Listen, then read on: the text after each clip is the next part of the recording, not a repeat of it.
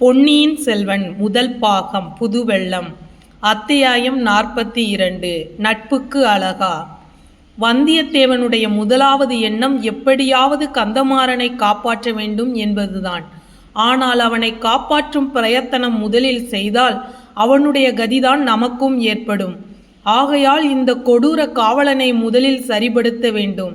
எனவே பாய்ந்து சென்றவன் காவலனுடைய கழுத்தில் தன்னுடைய ஒரு கையை சுற்றி வளைத்து கொண்டான்.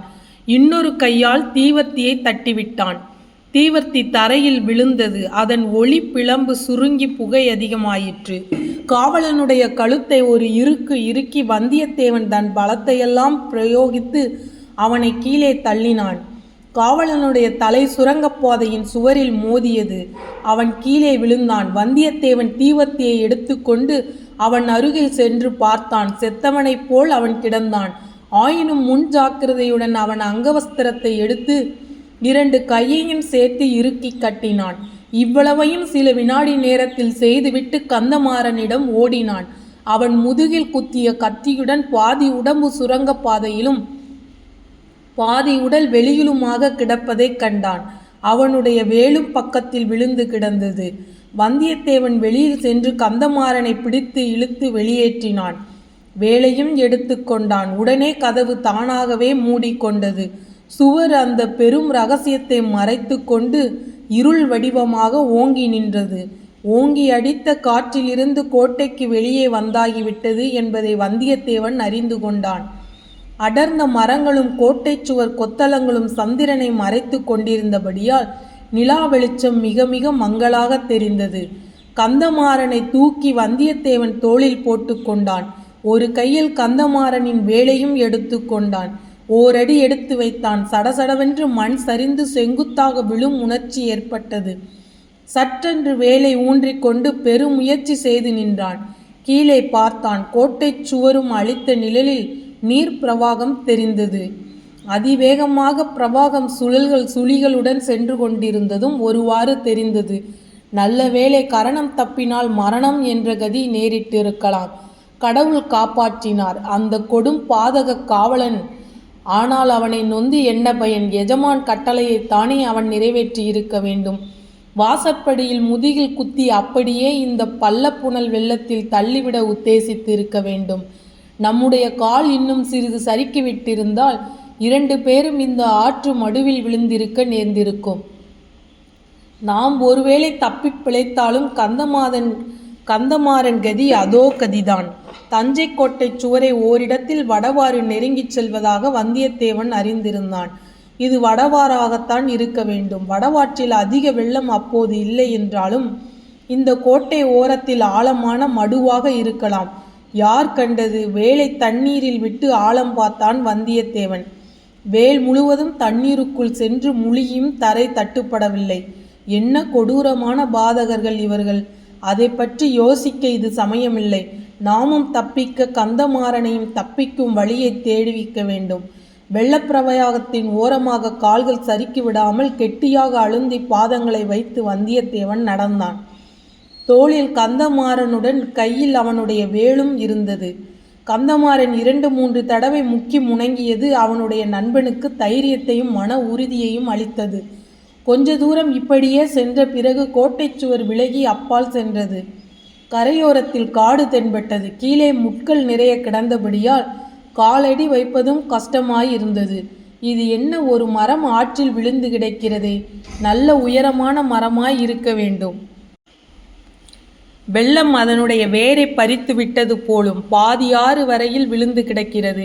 அதில் ஏறி தட்டு தடுமாறி நடந்தான். வெள்ளத்தின் வேகத்தில் மரம் அசைந்து கொண்டிருந்தது.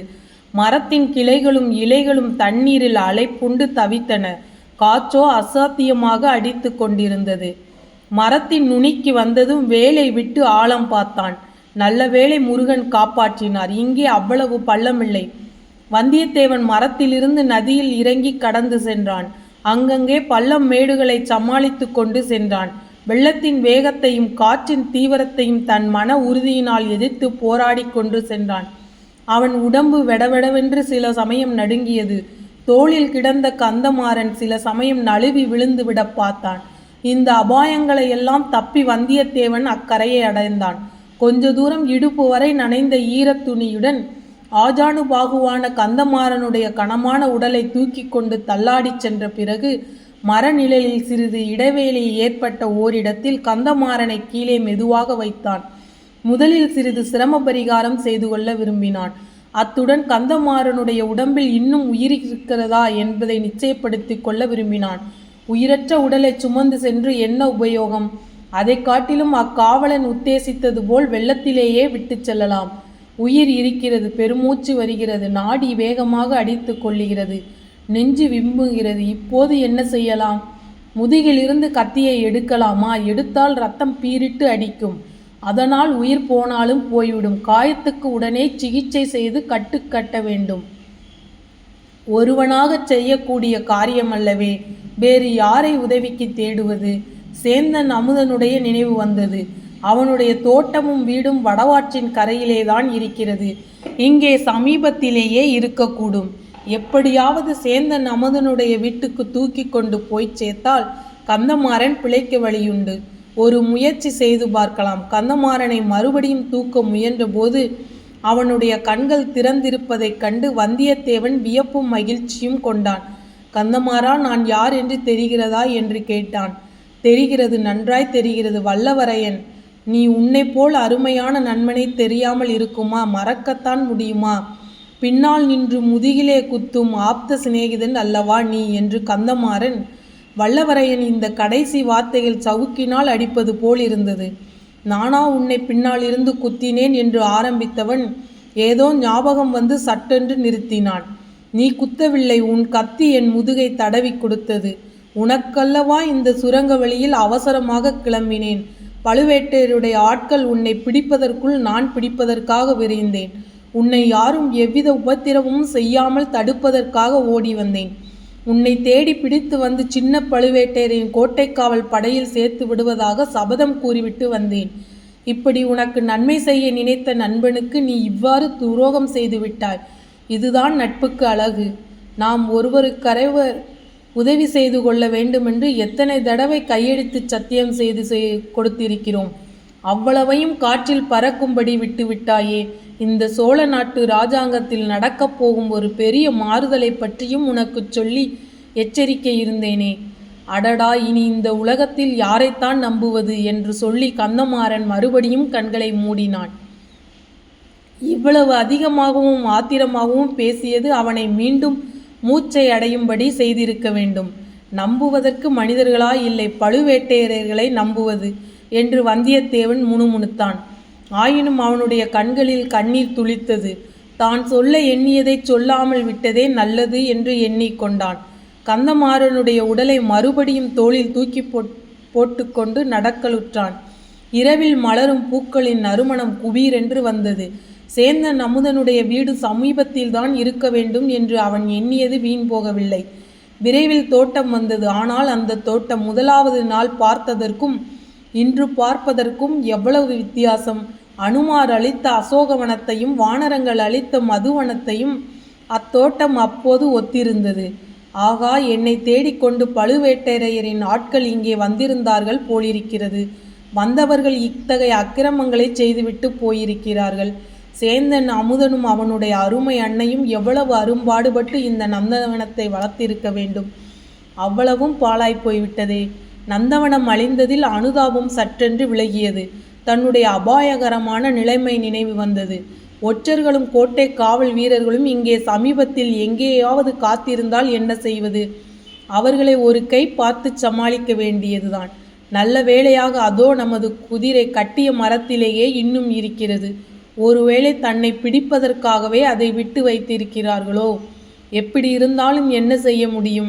இவனை குடிசையில் உள்ள நல்ல மனிதர்களிடம் ஒப்புவித்துவிட்டு குதிரையை ஏறி தட்டிவிட வேண்டியதுதான். இங்கே புறப்படும் குதிரை பழையாறை போய்த்தான் நிற்க வேண்டும். மெல்ல அடிமேல் அடி வைத்து நடந்து குடிசை வாசலை அடைந்தான். வாசல் திண்ணையில் படுத்திருந்த சேந்தன் அமுதனை தட்டி எழுப்பினான். தூக்கி வாரி போட்டுக்கொண்டு எழுந்த அமுதனுடைய வாயை பொத்தினான். பிறகு மெல்லிய குரலில் சொன்னான், தம்பி, நீதான் எனக்கு உதவி செய்ய வேண்டும். பெரிய சங்கடத்தில் அகப்பட்டு கொண்டிருக்கின்றேன். இவன் என் அருமை சிநேகிதன், கடம்பூர் சம்புவரையர் மகன் கந்தமாறன். நான் வரும் வழியில் யாரோ இவனை முதுகிலே குத்தி போட்டிருந்தார்கள், எடுத்து வந்தேன் என்றான்.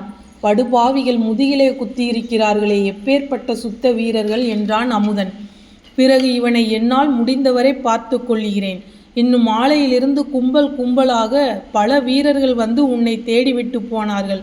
அவர்களால் நந்தவனமே அழிந்து போய்விட்டது. போனாலும் போகட்டும், நீ தப்பி பிழைத்தால் சரி. நல்ல வேளையாக உன் குதிரையை அவர்கள் விட்டு போய்விட்டார்கள். குதிரையில் ஏறி உடனே புறப்படு. அப்படித்தான் என் உத்தேசமும். ஆனால் இவன் உயிரை காப்பாற்ற ஏதேனும் செய்ய வேண்டும். அதை பற்றி உனக்கு கவலை வேண்டாம். என் தாயார் இம்மாதிரி விஷயங்களில் கைத்தேர்ந்தவள். காயங்களுக்கு சிகிச்சை செய்ய அவளுக்கு நன்றாய் தெரியும் என்று சொல்லி சேந்தன் அமுதன் குடிசையின் கதவை லேசாக 2 தட்டு தட்டினான். உடனே கதவு திறந்தது. சேந்தன் அமுதனுடைய அன்னை வாசற்படியில் நின்றாள். கந்தமாறனை இருவருமாக தூக்கி கொண்டு போய் உள்ளே கூடத்தில் போட்டார்கள். கைவிளக்கின் வெளிச்சத்தில் சேந்தன் அமுதன் தன் அன்னையுடன் சமிக்ஞையால் பேசினான். அதை அவள் நன்கு அறிந்து கொண்டதாக தோன்றியது. கந்தமாறனை உற்று பார்த்தாள். முதுகில் செருகியிருந்த கத்தியை பார்த்து பிறகு உள்ளே போய் சில பச்சிலை தலைகளையும் பழந்துணிகளையும் எடுத்து கொண்டாள். இருவரையும் நிமிர்ந்து பார்த்தாள். கந்தமாறனை சேந்தன் அமுதன் இறுக்கி பிடித்து கொண்டான். முதுகில் இத்தனை நேரமாய் நீட்டிக்கொண்டிருந்த கத்தியை வல்லவரையன் பழங்கொண்டு இழுத்து வெளியேற்றினான். ரத்தம் குபீரென்று வெளியிட்டு பாய்ந்தது. உணர்ச்சியற்ற நிலையில் கந்தமாறன் ஓ என்று கத்தினான். வந்தியத்தேவன் அவனது வாயை பொத்தினான். காயத்தை சேந்தன் அமுதன் அமுக்கி பிடித்து கொண்டான். அவனுடைய அன்னை பச்சிலை தலைகளை காயத்தில் வைத்து கெட்டினாள். கந்தமாறன் மறுபடியும் முக்கி முணங்கினான். தூரத்தில் திடுதிடுவென்று மனிதர்கள் ஓடி வரும் சத்தம் கேட்டது. சீக்கிரம் போ என்றான் அமுதன். இரத்தக்கரை படிந்த கத்தியையும் வேலையும் கையில் எடுத்துக்கொண்டு வந்தியத்தேவன் புறப்பட்டவன் தயங்கி நின்றான். தம்பி, நீ என்னை நம்புகிறாயா? நான் கடவுளை நம்புகிறேன். உன்னிடம் பிரியம் வைத்திருக்கிறேன். எதற்காக கேட்டாய்? எனக்கு ஓர் உதவி செய்ய வேணும். இந்த பக்கத்தில் எனக்கு அவ்வளவாக வழி தெரியாது. அவசரமாக பழையாறைக்கு போக வேண்டும். குந்தவை பிராட்டிக்கு முக்கியமான செய்தி ஒன்று கொண்டு போக வேண்டும்.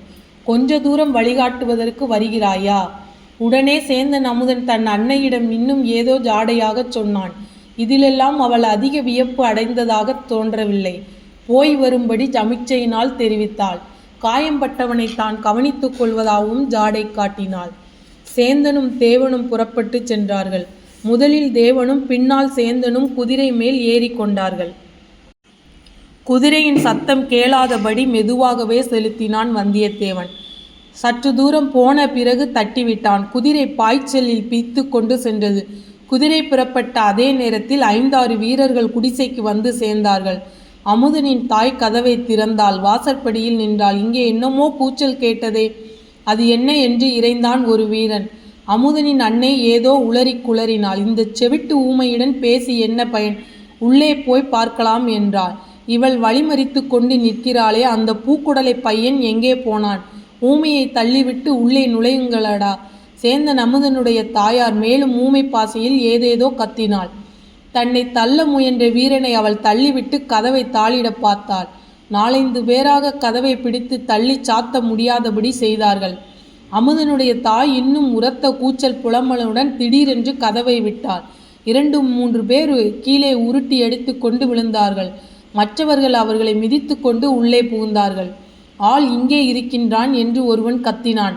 ஓடப்போகிறான், பிடித்து கட்டி போடுங்கள் என்றான். ஒரே இரத்த விழாறாக இருக்கிறதே. ஊமை கைவிளக்கை தூக்கி பிடித்து கீழே கிடந்தவனை சுட்டி காட்டி, அடே, இவன் வேறு ஆள் போல் தெரிகிறதே. நேற்று இங்கு வந்திரவன்தானா இவன்? உன் மகன் எங்கே? ஊமை பிணமே, சற்று சும்மா இரு. அடே, இவனை நன்றாக பாருங்கள். அடையாளம் யாருக்காக தெரிகிறதா? அவன் இல்லையே. இல்லவே இல்லை. எப்படி இருந்தாலும் இவன் வேற்று ஆள். தூக்குங்கள், இவனை கொண்டு போகலாம். சனியனை, சும்மா இரு. 4 பேர் சேர்ந்து கந்தமாறனை தூக்கினார்கள். அமுதனுடைய அன்னை விடைவிடாமல் அலறினாள்.